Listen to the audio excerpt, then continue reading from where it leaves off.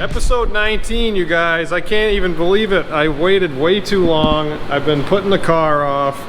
I've been busy in the shop and busy with some the holidays and New Year's, all that stuff. So here's the long-awaited episode. I've got some stuff that I did not get on video that I'll go over, like the Scott Rod Fab rear seat delete. I'll try to get a light in there so you can see that a little better. But I'm going to show you today the window net install, the front motor plate install. I'm going to show you some new rear wheels that I got, and unless you can see them in the background because the GoPro has all that wide angle. And I have mid-plate stuff that I'm going to throw on this motor on the engine stand so I can see what flex plate I need and what converter spacing stuff that I need. And we're gonna jump right into it. So here we go. I'm gonna show you, I don't know, whatever order I want. Just hang tight.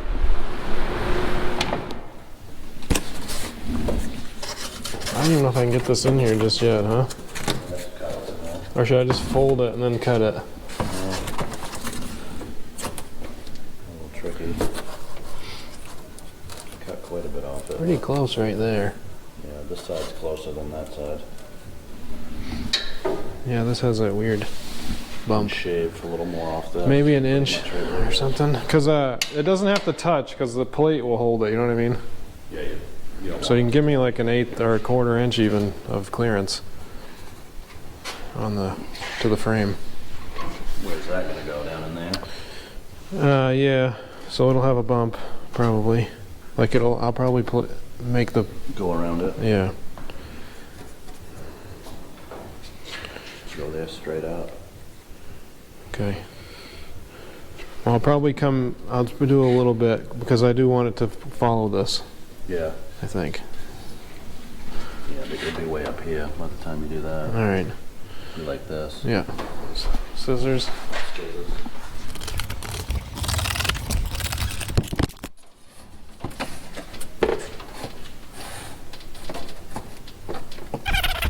I'm not even sure how.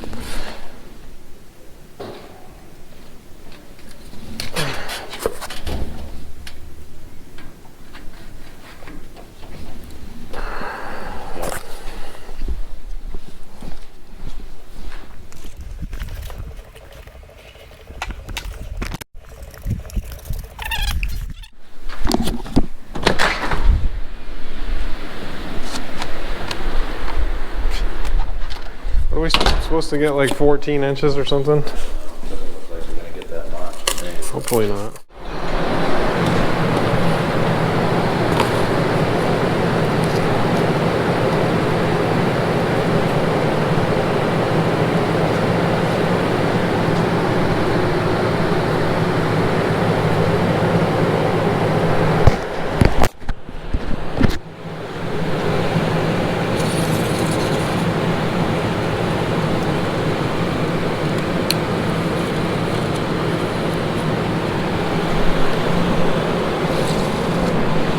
I have a nice little piece of scrap there.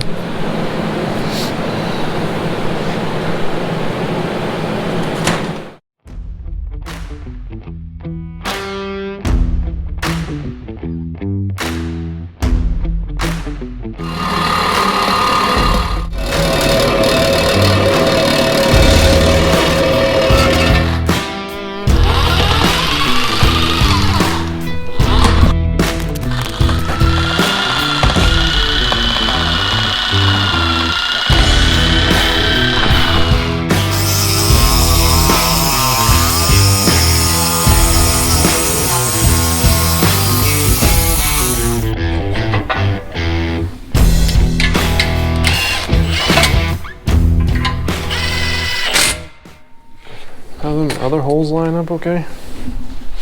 With just two in there? Oh, yeah, they're good. I wonder what those are for there. Oh, they're for the, you can buy a kit. ICT makes a kit to add. which I'm probably gonna grab, yeah. Okay.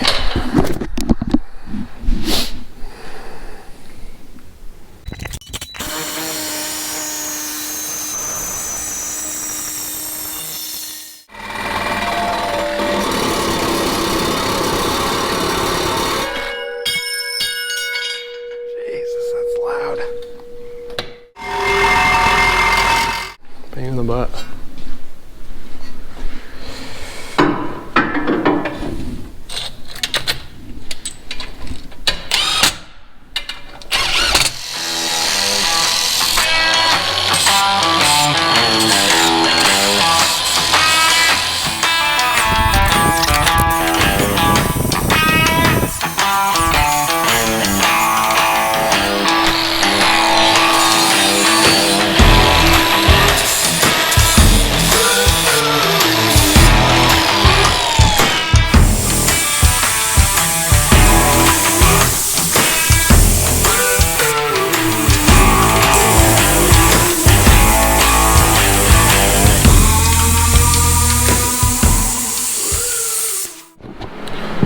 Here we are, the front plate is done.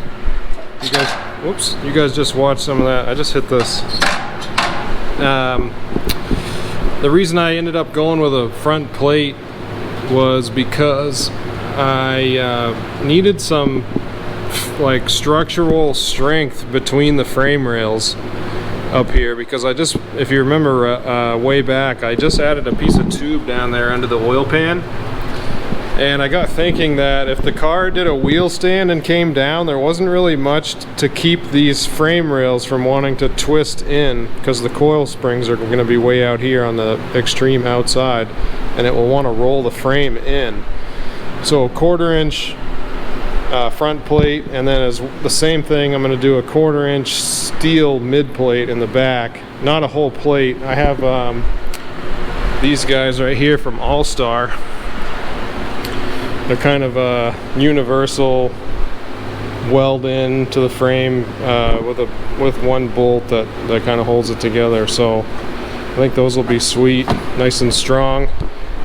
I'm also wondering if when I add those, I'll be able to, I won't have to run engine limiters, because they're going to be 1/4 inch steel holding the middle of the whole drivetrain.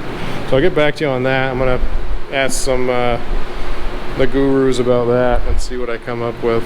If anything, I'll add one little link bar for fore and aft engine movement. So yeah, there it is. Pretty sweet. I also got to get rid of the mounts. The factory mounts are gone. I don't know if I saved any weight. I don't think I did, but it's nice to have that motor plate in there anyways. I am gonna start working on the window net kit, the installation kit, the bar and the buckle and everything. Actually, it's not a buckle. I got rid of that one. I'm gonna do one of the push style spring-loaded deals. The weird thing is in the All-Star kit that they sent me, the bottom bar for the net is supposed to be the permanently installed side, or end, I guess, and they sent an aluminum piece of flat bar, and I can't obviously weld aluminum to my chromoly cage, and I'm not allowed to like clamp it or anything. Like, it has to be permanent. So unless there's another way that I don't know about, I am just gonna use that flat stock for something else one day, and I'm gonna put a piece of steel in there on the bottom. I had this net custom made by RJS. I just sent them the measurements. I made a cardboard piece to fit this, and it has to be a minimum of 10 inches wide. So it's going to end up being behind this bar a little bit, because from here to here is less than 10 inches, which is too bad, but that's okay. So I'm gonna go, I found a piece of I think the trunk spring, the factory trunk, like spring rods or whatever, right here, and I'm gonna use that to mount the bottom of the net. I'm just gonna put two 90-degree ends on it that are the right width, and I'll slide it through that net and tack it to the door bar. This springy whatever material this is does not bend like mild steel. I thought I was going to be able to just wrench on it and bend it, but it felt like it was going to snap and kill me, so busted out the torch.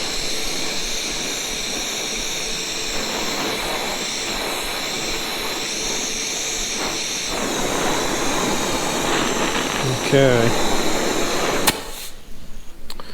so I'm gonna have to cut that.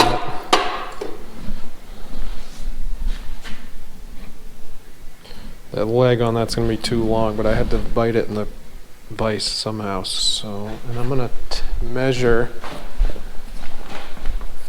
I gotta measure the width of my net, even though I know it's 10 inches. So maybe I'll go. I don't know. I need to weld too, so I don't want to be welding right near the fabric. So I'll probably go 12 inches total length. So I have an inch on each end.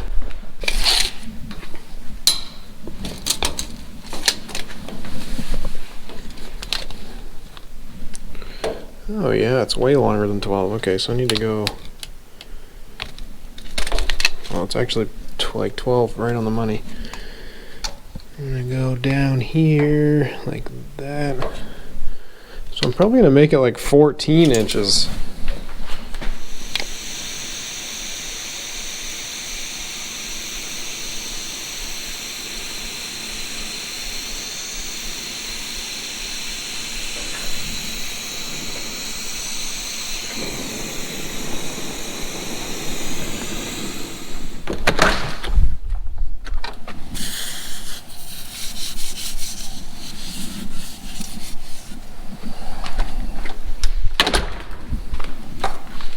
It's the only nice thing about snow.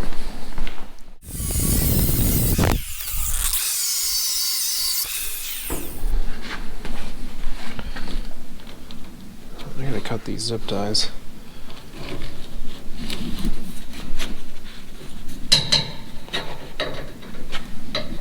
We're about to find out if this bar for the top of the net is solid, or if it's a tube, or if I'm about to ruin it, because there's a spring in here, but I think the spring must be only to that dimple that they've pushed into that, hopefully.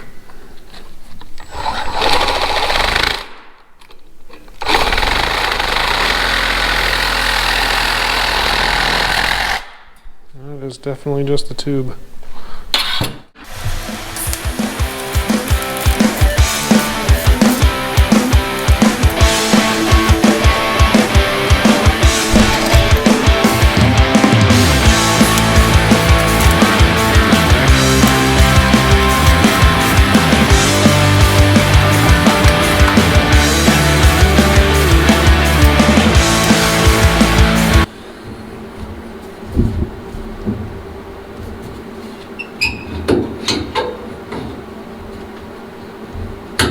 Nice.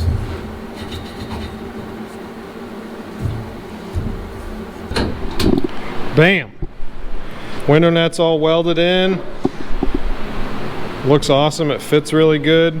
It's a little bit more inside of the funny car enclosure than I wanted, but I already sat in the car and it fits fine and it doesn't bother me, my arms or anything, so golden.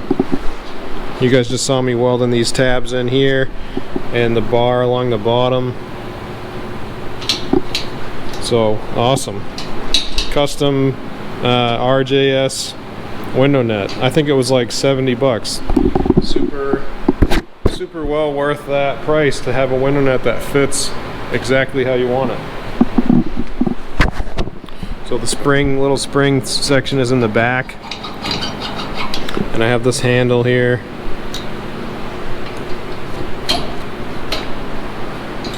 Pretty slick little setup. I like it better than the buckle, and when I'm not using it, I can just set it out here, I guess, like this. When I get in and out of it, I'll be able to reach it, grab it, put it up, one-handed even. Boom, done. Cool. Now I'm going to show you guys my Beadlocks.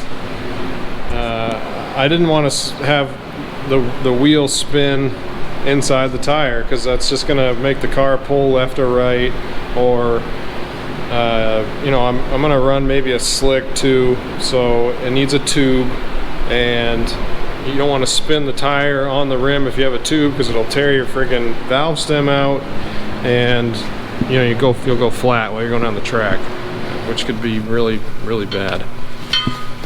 So right here what I have is I think you can get these wheels from Summit or Jegs or whatever, and they're very cheap. They're only like $130 a piece. And I sent them to Extreme Fab in Connecticut, in North Haven, Connecticut, and those guys double beadlocked them for me, and they came out awesome. I did spend a little bit extra money for the beadlock, the trim ring that I wanted. So I'm not sure if they powder coat it or anodize it. I think it's powder coating. But there they are. Super flashy, man. They're kick-ass. There's the Extreme Fab little logo, made in USA. So yeah, super pumped about those. Those are gonna look awesome on the car. They got little 12 bolt or 12 point maybe heads on all the bolts. And yeah, use the tire machine to crank them on there. I do have one done, I'll just show you. I don't know why I'm delaying. It's got a slick on it now. I went with the Mickey Thompson stiff wall slick, and that's because the tracks in Maine they're just not fly trap radial tracks. So I wanted to go with you know, what I saw a couple of the guys that were getting down the track last year, what they were using. They were winning events, and this is the tire. And the benefit too of going with the Mickey is the section width compared to those Hoosiers I had is like an inch narrower. So like I don't even need to roll my roll the quarter panels anymore. I got plenty of clearance in there. I'll be able to sit the car right down, even lower than this, if I want to, and I won't have any rubbing or clearance problems. So that's problem solved there. And now my Mickeys, I got Mickeys on the back and Mickeys on the front, so we're matching now, which is cool. Look at that. It looks awesome. Alright, that's enough. I'm going to get that engine off of that stand and blast that flex plate off, get the power glide over here, and test fit all the converter and all that stuff. So check it out. Alright, so I have this, I think it's a Summit brand. It is SFI rated flex plate. It is a good flex plate. It's the one that I bought to put in the Cutlass. And I'm gonna test fit it now. And I'm pretty sure I'm gonna have to get a different one because of that 1/4 inch thickness on the mid plate, or the engine mount, whatever you want to call it. But we're gonna put this on here and then get the trans over. I'm just gonna use a couple bolts to hold it on, just so we can get an idea. And those engine mount, I don't know what to call them, engine mounts or mid plate, whatever. You guys know what I'm talking about now, these guys. They say motor mount, so I guess that's what I'm supposed to call them.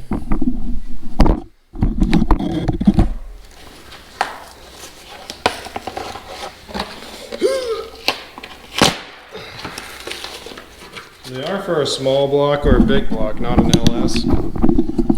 So I'm not going to have a hole here to thread into.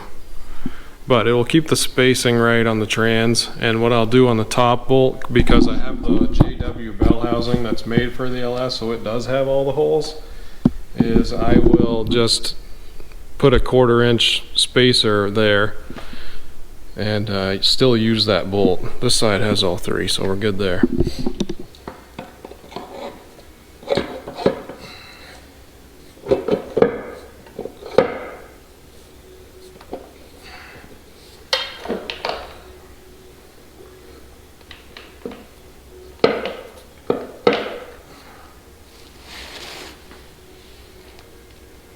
These you know what, I think that's all the way in. I think the pump did go in. Because any more it would be riding really deep in there. I'm gonna be able to see it. I might take it out and just check the pump and see what it looks like. See if I can tell if I had it or not.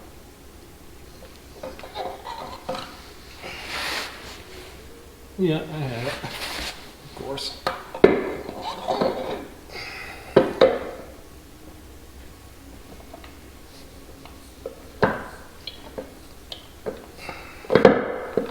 Okay. Nice. Okay, let's see what we got here. I'm gonna have to come up on the engine just a little bit.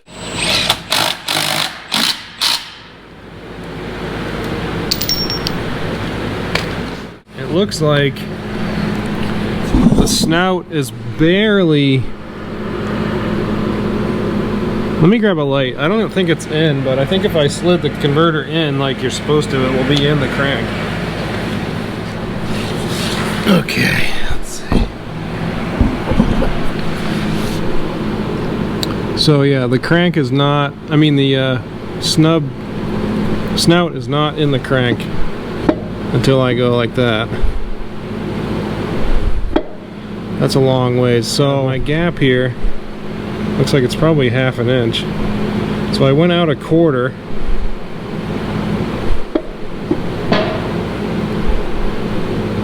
That would get the snout in there enough. I gotta measure this, then I'll get back to you guys. Okay guys, so what we have is, I got one of my little T gauges here. If you're familiar with these or not. They're just like a spring in there that expands, and when it's locked in or whatever, you twist this to lock it and it retains the spread that you had. And then you can use like some calipers or something to measure that distance. So, and push this in here. Slide it up in there between, so now I've got my width between my flex plate and my converter tab, the bolt tab, when the converter's all the way into the trans. And then you just tighten this bottom of this, and there's the distance. With some calipers I can see what that is. 0.47, we'll call it 0.475. So just about 1/2 inch like I thought by looking here. And the correct pullout for your converter is between 1/8 inch and 3/16. So I'm going to do a little bit of math. Okay, so I got the test fit done on the converter, and I do have a little adapter here for a converter snout. Without the adapter, the snout on the converter, that's like a part of the converter, it's welded on there or whatever. There's not a gap between it and the crank end, but there might as well be, because it's not engaged at all.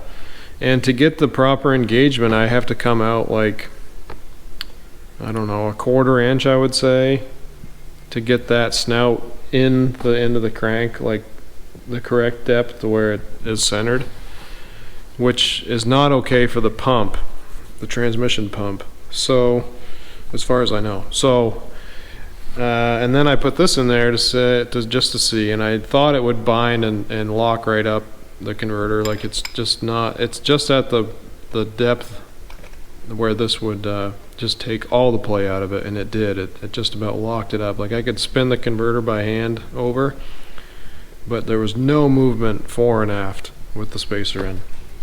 So I'm going to message a couple people about that and see what they think. As far as I know, there's only 2 options really. Is I could cut this down so it's shorter and then use this, like I could weld it on or tack weld it on so that it would be like back here kind of.